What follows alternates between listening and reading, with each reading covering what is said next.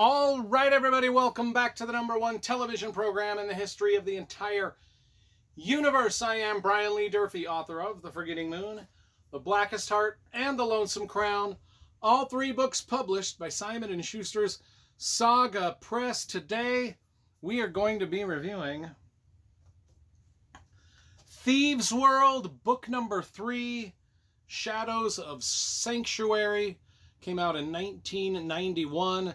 This is an old fantasy series, very hella popular back in the 80s. And I loved them. I'm going to tell you straight up, this is one of the first fantasy series I read. I think I read The Sword of Shannara.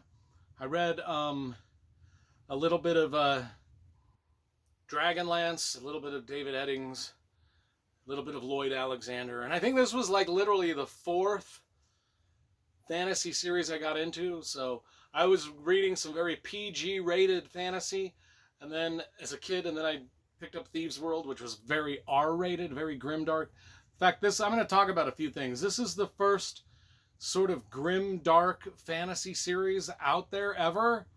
And let me explain it. The Thieves World, they're all short stories, compilations of short stories, edited by Robert Asprin and Lynn Abbey. And they were about this town called Sanctuary, Thieves World, where there was all these different characters.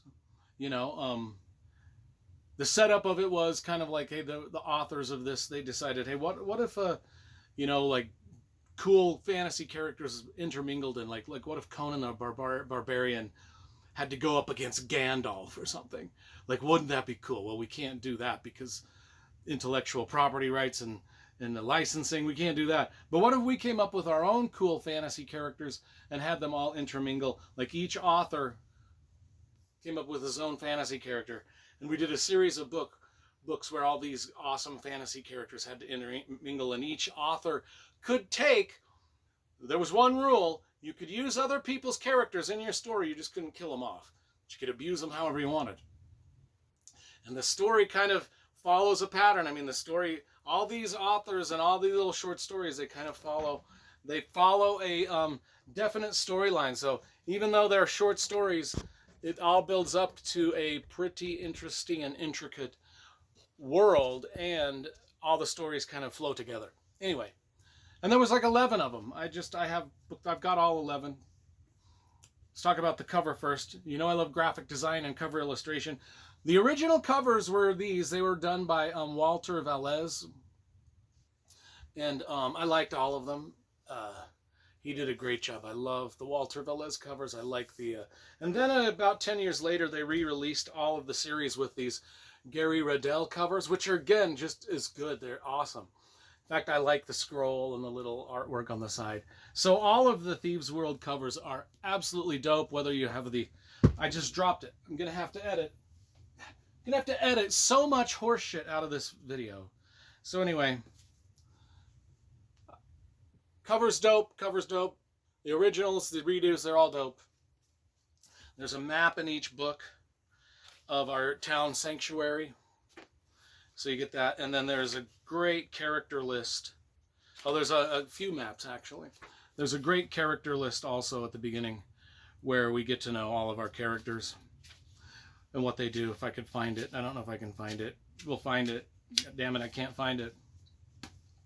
Anyway, so the first story, well, it starts out in the pub. So every one of these volumes, Thieves World volumes, kind of start out in the local inn pub called the Vulgar Unicorn, where the storyteller, the introduction, Hakeem the storyteller, and One Thumb the bartender, in the Vulgar Unicorn. That's how the stories start. They just start telling the stories. And at this point in time, Sanctuary, the city where all of our heroes live, has come upon hard times. So anyway, there's 7 stories in this book. The first one is called Looking for Satan by Vonda McIntyre. It introduces 4 new characters into the timeline. Chan, who's a guy, Quartz, who's a female, Airy, who's a female, and Wes, who's a female. They enter Sanctuary. Could be called that. They enter Sanctuary, and they enter to the Vulgar Unicorn looking for a person.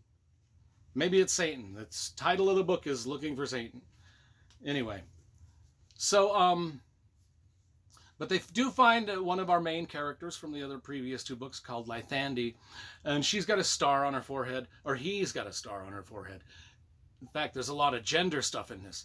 In fact, you know, we think that modern day books are putting a lot of gender LGBTQ stuff in it. No, it started way back in 1981 with Lythandi. In fact, this story, as I was reading it, I was like, wow, this is like, because this character does not like when people misgender him. This character is obviously parading around town as a sex that she here is not. I won't give it away. It's just very forward thinking in that for 1981. Everything, all the arguments for gender that we see now are in this book written in 1981. In the very first story. Anyway, the second story is, do they find Satan or do they not? Our four new characters. And they were great characters. I like them. I can't remember if we see them in any other books or not, but anyway. Ischade, I don't know if I'm saying that right. Ischade, Ischade by C.J. Cherry. Oh, one of our great, and that's another thing about this book. There's some really well-known writers that have written stories in the Thieves World universe. C.J. Cherry, classic science fiction novelist. A thief has been murdered in the night, and Hans Shadowspawn is hired by the sorcerer Enos Yorl to suss out, the killer. And Ischade, Ischade is another character, the most wanted thief of all. And so now we've got this dueling thief kind of thing between Shadowspawn and Ischade. And that's kind of the story of that. Shadowspawn, Hans Shadowspawn, is one of the reoccurring characters that comes through all of these Thieves World books. A Gift in Parting is the third story by Robert Asprin. It's more of like a Moby Dick-like tale of fishermen trying to catch a sea monster. The Vivisectionist by Andrew J. Offutt is another story where we get to see Hans Shadowspawn at work. A spy, but not a spy. I don't know, it might have been the least. Usually the stories that feature Hans Shadowspawn are my favorites. That one, The Vivisectionist, was, that one dragged a little for me. The Rhinoceros and the Unicorn by Diana L. Paxson. That one was a little, okay. Then there was When Alina Danced by Lynn Abbey, and then A Man and His God by Janet Morris. One of the great authors. Janet Morris was just fantastic. Her story was fantastic. I think her story is described on the back of the book, yeah. In this dark and bloody third volume, lines of loyalty are drawn, and a troubled city's most fabled fighters form a mercenary band known simply as the Stepsons. Jubal defends himself against Tempest. Oh, that's what they're saying is, okay, so let's go through these characters here on the books. So this is Jubal, the ex-gladiator, and this is Tempest, like a mercenary battle guy. They have a big fight at the end of this book. And then here's some of the other characters. We've got Hans Shadowspawn over here. We've got Lythandi, the he, she, gender-neutral character right there with the star. And then I think this over here is Cap'n Vera, another fighter that's in the book. I'm not sure who the girl in the background is. Maybe they just put her there to, well, there's actually several brothel owners and things. It could be one of them. Anyway, the third book is pretty darn good. I like the whole series. I mean, I've got the whole series down here. We'll just do a quick, they're on the bottom shelf. They probably belong on the top shelf. Anyway, that's my whole Thieves World series right there.